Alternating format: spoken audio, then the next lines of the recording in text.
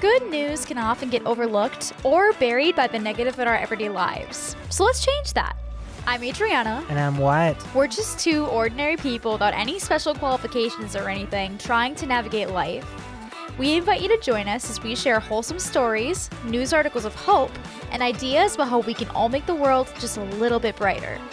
We are Uplifting Positive Stories.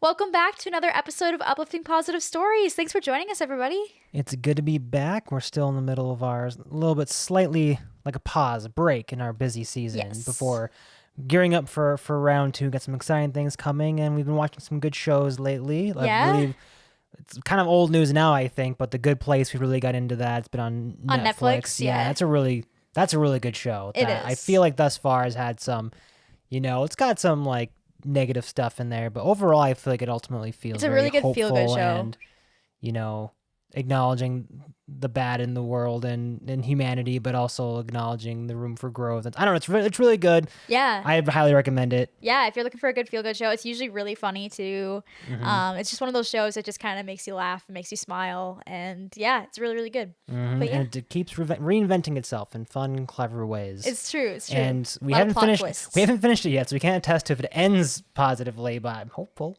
Yeah. It's got a lot of big name actors too, like Kristen Bell, is it? Yes. And even Maya Rudolph is in some of it, if you like Maya Rudolph. But yeah, there's a lot of good actors in it. So yeah.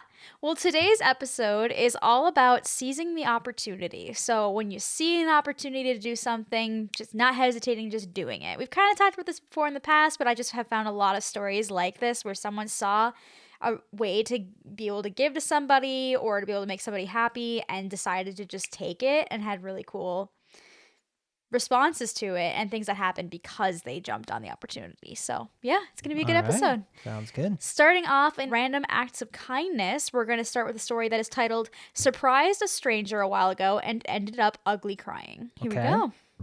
I do custom pet portraits as a side gig. A while ago... Fun! Yeah, right? Isn't that cool? A while ago, I saw a heartfelt post by someone grieving their British short-haired cat. Oh, the photos... that's fun. Yeah. The photos they shared and the way they described the cat's personality just stayed with me. I couldn't stop thinking about it. I have also lost a cat in the past, so I could relate. So, I decided to draw their cat. I didn't tell them, I just quietly worked on it that evening. When I sent it to them out of the blue, I didn't expect much, maybe a thank you, but what I got back, a long emotional message, and after a week, a photo of the entire family holding the framed portrait. They were smiling, but you could feel the emotion behind it. And me, I was ugly crying in front of my screen, full on tissue mode. It completely made my day. Actually, my whole week. It reminded me how small acts of kindness, especially when shared through creativity, can truly touch someone's heart. Yeah, that's a big thing to do, to draw someone's pet that's deceased, especially when it's just like an out of the blue gesture, and you weren't like commissioned to do it, to take that time and that emotional depth to do that, because that's a very heavy place to go, and this is someone's pet that they are grieving, and to draw that's a very personal art project to take on.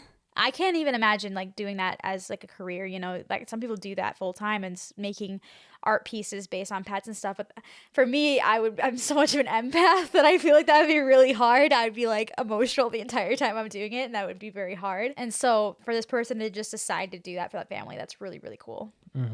Yeah. So that's super nice though. And I imagine it's time consuming. Oh yeah. Time consuming too. For sure. Yeah. And very cool. Yeah, just neat that sounds like they were able to kind of capture the cat's essence through their personality and stuff too in the painting, which I think that's really cool. It's neat. So and it helps them keep the memory alive. Yeah, right. And having it be a painting, I feel like it's really special. It's kind of a cool way to have a memento memory of the pet. Especially if, most families, this is the case where they eventually may get a new cat or replace it, like obviously they'll never be the same, but it's sometimes, without that kind of keepsake, you might, forget about that previous pet, besides it just being memories. But now this can be more than that and kind of be a keepsake that they can keep them as part of the family. Right. That's super cool. Keep the memory more actively alive. Right. All right, on to our next story. This one is from that same subreddit, Random Acts of Kindness, and it's a short one. It's titled, "I like to leave quarters in the candy machines for little kids." I'll do it on the way into a store or restaurant and on the way out. Sometimes as you're coming out of a store, you get to see a kid that's discovered the free quarters and is having a field day turning all the knobs. It's great. Just a little one that I just found, and I'm like, oh, that's a cool idea. If you had, like a bunch of extra quarters laying around and you're like, I'm just going to go and fill up all these little quarter machines. And then that way some kids will be like, oh my gosh. Because I remember as a kid when you'd go to a candy machine and someone had left the quarter or something, and you put it in, you're like, oh my gosh, free quarter. I can get a free sticker or whatever it was, or a free gumball or whatever. It's a little thing, but it can make a huge, huge deal to a little kid. So I thought that was a kind of cool way to see an opportunity, opportunity to do something kind of cool for a kid. Take it. Not very expensive either. No, it's an easy one to do. I feel like the hardest part about that is just having quarters. Right. In a very digital currency age, I mean, I don't find myself carrying around cash as often as I should. That's fair. Especially quarters, but if you have them, it's kind of a cool way to do it. Mm-hmm. All right, on to our next story. The next story comes from the subreddit Ask Reddit, and the title was, what are random acts of kindness you have done? And so this was one of the responses to that question. So someone said, I was in a Dollar Tree getting some cheap sponges and other cleaning supplies to clean up a grill to sell on Craigslist. In front of us was a mother and daughter. They had a few staple items, toilet paper, some cans of dented food, etc., and a pack of My Little Pony cards that the little girl had picked out. As the mom was paying, she was short a little and she couldn't pay for the cards. The daughter put them at the end of the counter and looked at them, then went to her mom like this was a common occurrence. As they were leaving, I quickly tell the teller to ring them up on my bill, ran out to catch them, and told the little girl, here, I think you forgot these. She looked confused for a second, and then she smiled. It was so worth that $1 to make her smile. Yeah. What kind of cards were they again? My Little Pony. Oh, okay, got it. Yeah. I mean, it's only $1 and stuff, but when money's tight. And so this person saw that opportunity, like, it's $1. I'll add it to my bill and I'll surprise that little girl with it, and I'm sure it'll make her day. Just saw the opportunity and took it, which I think is really, really cool. $1 plus sales tax. That's fair. That's where the math gets tripped up, when you're a kid and you're saving up to buy the big thing yourself, and then there's sales tax. What? I thought it was this amount. I remember when my brother and I saved up for the Wii, and we were like, okay, it was like $100. We got it, and then we realized there was sales tax at checkout, and we were like, oops. Didn't know that was a thing. Then? It might have been more. I don't know how much it was, but we saved up maybe it was my contribution was $100. I don't know. Or it was a used one. Saved up. Who knows what year it was exactly. Yeah, but I just remember we were right there and we're like, yes, we can finally get the Wii. And then they were like, it's this much. We're like, no, it said $100 or whatever it was on the thing. And they're like, oh, well, there's sales tax. And we were like, what is sales tax? I mean, we were little. We didn't know. But yeah, so 100%. But yeah, super cool ways to kind of, make someone's day in a really easy way. So. On that same thread, same question, another person responded. I like this one. It says, I once saw a random old man wandering the car park of a shopping center. He looked lost, so I asked if he needed help, and he said he couldn't find his car, but his wife put a yellow flag on the antenna so he could find it easier. Usually, I would just ignore people I didn't know, even if they looked troubled, so this was a little out of the blue for me. Anyways, I tell the old man to hop in my car, and I'll help him find his car, even though I was running late for work already. After 15 minutes of driving around, we eventually find his car with a yellow flag at a different car park. It was a big shopping center. Haha. He left and said, or something? It might have been. He left and said, I had a heart of gold, and kept repeating, God bless you. I always feel good about myself thinking about that event, and in hindsight, letting a strange old man into my car could have resulted in something a lot worse for me. But it turned out really great, and it's taking the opportunity to help somebody when they need it, when they're lost. I feel like that happens quite often. I know we've heard from people that we know of not being able to find their car late at night after going to an event or something, and be like, oh shoot, I didn't write down where I parked, and this is a huge parking center, and I have no idea what floor I'm on. It can be a really scary thing when it's night, or if you're alone and you're like, I don't know where my car is. Or even if you did write it down, it's like, okay, that's great. How do I find that? Right, exactly. It's like sometimes when I go run errands for you and you like, okay, this product is in aisle A, like A, B, it's something in Walmart. And I'm like, okay, that's cool. How do I find that in the store? Where is that? Like, because sometimes it's not as obvious as it seems to be. Exactly. So yeah, just being able to help people out when they're lost, and I think that was really cool. So, all right, on to the next story. So this one comes from the subreddit Ask Reddit, and the question was, what are random acts of kindness you have done? And someone responded with this. So, back when I was a caseworker about 2 years ago, I had to make one of my monthly home contacts with this woman who lived in Section 8 housing in Chinatown. It was a pretty crappy neighborhood, and I had just come from family court, so I was looking all professional in my suit. I entered the building to find a frustrated man trying to fit a mattress in the tiny elevator. I stood there and I watched him struggle for a minute before asking if he needed a hand. He looked at me confused and said something in Mandarin. I'm not sure, but it was clear he didn't speak much English. I motioned enough for him to understand and he smiled and nodded. So, the stranger and I are working on this mattress for a few minutes until it becomes clear there is no way this thing was fitting. It was a full-size mattress and the elevator looked like it could fit 4 people max. That's a small elevator. I was pretty familiar with the building, so I told him to follow me to the stairs. I figured it wouldn't be so bad lugging this mattress up a few flights and sending this guy on his merry way. We exit the building and go in through another entrance, which was basically just a stairwell, and this dude and I get right to work blasting through, one flight at a time, not saying a word to each other due to the aforementioned language barrier. There were 2 flights per floor, with a landing in between, so after a few rounds of this, we're both resting on a landing, panting, sweating, and shooting incredulous looks at each other. It was at this moment I decided to communicate as best as I could the question. What floor are we going to? How many more? And after a few exchanges, he communicates, 16. 16 floors? So that's what, 32 flights total? I didn't know that's what I was signing up for. I think to myself, standing there, deeply regretting my decision to don a full suit that day. 16 floors in a musty stairwell of a Section 8 crap hole of a building in NYC summer heat. Oh my gosh. We exchanged glances, and I can tell by his expression that he's worried his answer may have deterred my generosity. But at this point, I was just like, screw it, let's just do this. I'm in this for the long haul, quite literally, and I responded with a smile that said as much. How many flights were they in already? He didn't say, or he or she didn't say. They said they gone up several. Yes. Yeah, once you get, it's sort of like the some loss fallacy or whatever it's called. Like, well, I've already gotten this far. But also, you're doing a good thing. Yeah. You have the means. And then it'll make for a good story if you pull it off. Exactly. So, for the next 20 minutes or so, this total stranger and I are shoving this awkward, heavy as heck mattress up flight after flight, grunting and cursing in our respective languages, taking breaks every few flights to catch our breath and laugh at the ridiculousness of the situation. Eventually, we reached the accursed 16th floor and we both collapsed against the wall for a minute.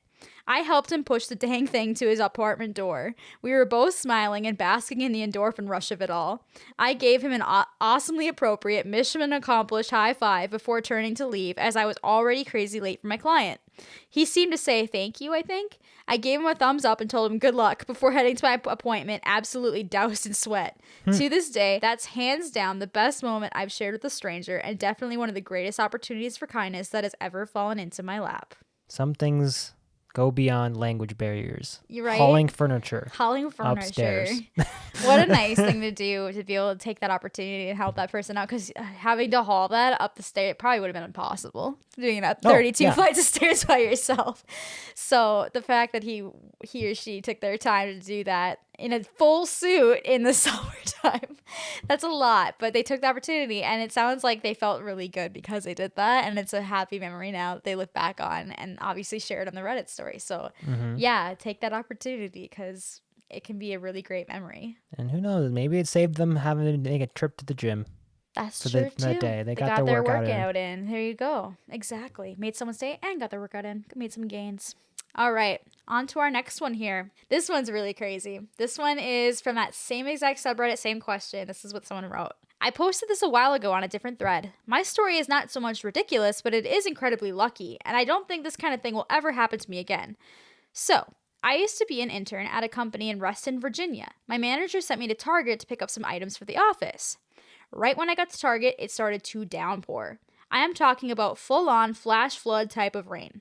So the parking lot is just being flooded, and lucky for me, I brought this huge umbrella, like the really big golf umbrellas. So I'm walking to Target, feet completely soaked, but upper body relatively untouched, and I see a huge crowd of people waiting in the entrance of Target. They were all waiting for the rain to stop. So I, being a good Samaritan, decided to kind of ferry these people back to their vehicles. I offered the crowd a free umbrella trip to their cars if they wanted to leave now. As you may imagine, a bunch of people said yes, and I helped them to their cars. The last lady, after helping about 6 or 7 people, was this older woman. She was nice, but you could tell she was headstrong and had this kind of pride about her, the cool, independent kind. So I help her and she says, "I can't believe the store is making you do this." I get a bit confused, and then I realize that I was wearing the Target uniform.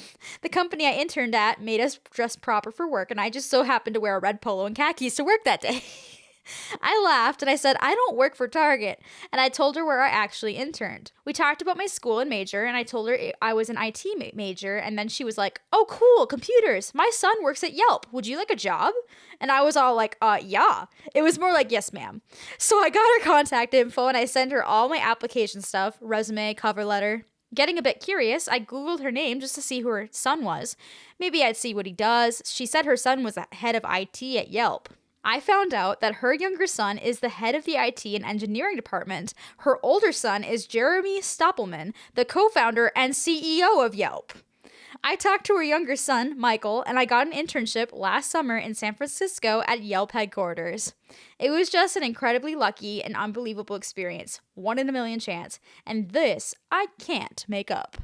And that's why you're nice to everybody you meet. Beyond, obviously, it's the right thing to do. And for those who need a little extra incentive, you never know who you're going to run into and who you might impact in a positive way. Right. That could help you out if you need that extra. Isn't that crazy? Self-earning motivation. What are the odds of that, right? Oh, not high. Not high. Right? And also, I thought that was super cool. What a great forethought to have when you see that there's a bunch of people waiting to go after their cars that don't want to get wet, and to be like, "I have an umbrella. I'm going to help people get to their cars." What a nice thing to do that most people would never think about. You know, like if you have that, that's such a nice idea. I mean, I've heard a lot of stories of people being like, "Oh, I was at a bus stop and I had an umbrella, so I shared my umbrella with the person next to me," or whatever. That's common, I feel like. But to go out of your way to walk over and be like, offer people like a little shuttle to their car, essentially, with the umbrella. What a super cool idea and a very nice person. So, and unless it's like a super umbrella, it's not going to be 100% effective. Well, they said it was a big umbrella. They said it was like a golf umbrella, so very big. Okay. I still imagine they could get a little wet, though. No one's perfect with. I don't know, but still, that's pretty cool. Still some self-sacrifice there in terms of you getting maybe potentially a little wet every time. Possibly, but yeah. Yeah. The closest equivalent I feel like that for the Minnesota side is like in the wintertime when in college and stuff, like everyone's got to scrape off ice off their cars, and I'd see people like struggling to get the ice off their car, and I'd go help sometimes, you know? Yeah. I remember there was a coworker of mine, and I was like, "Wow, that's so nice." We got done with work a little earlier that day than usual, and so he went around and he was just scraping off the ice of everyone in that little parking lot. He just was doing everybody so that it wouldn't get super baked on, because like, if you know, the longer it's out in the cold, the harder the ice gets and stuff. So just making it so it'd be easier for when they came out a couple hours later to be able to brush off the snow off their car. I'm like, that's so nice. Wow, that was super, super thoughtful. It took him a long time to do, too. I was helping, like, his car and my car, too, trying to get our ice off. But he was doing it for a really long time. So I was like, wow, that was really thoughtful and really nice. Ice scraping Minnesota is a team activity. It's a team effort. That's true. All right. On to our news article for today. This is a crazy cool news article. So this one comes from abc.net.au. So out of Australia. And the title is "Nannup Rallies to Help Stranded French Backpackers After Kangaroo Crash Delays Road Trip." That was an assortment of words into a sentence. I didn't know this. It makes perfect sense, but I didn't know that this was a common occurrence, that like people have to watch out for kangaroos when they're driving in Australia. I mean, I guess it's kind of like how we watch out for deer. Yeah, like we have tons of deer, and you have to be very careful when you're driving, especially at night, because they like to run out in front of cars.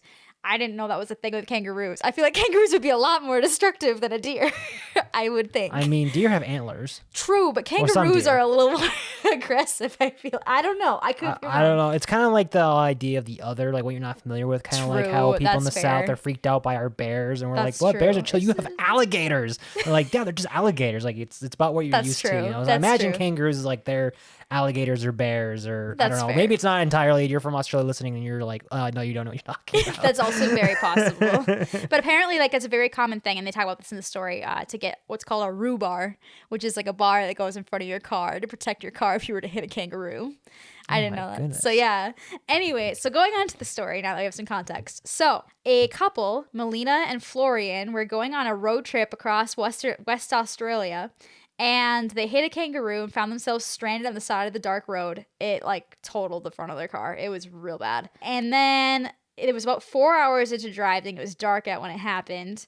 To quote the article, Melina, who was speaking in this article, she said the kangaroo crossed the road and that was it. It was really scary. They had just bought the car when it got wrecked. Wow, so literally, it was underinsured.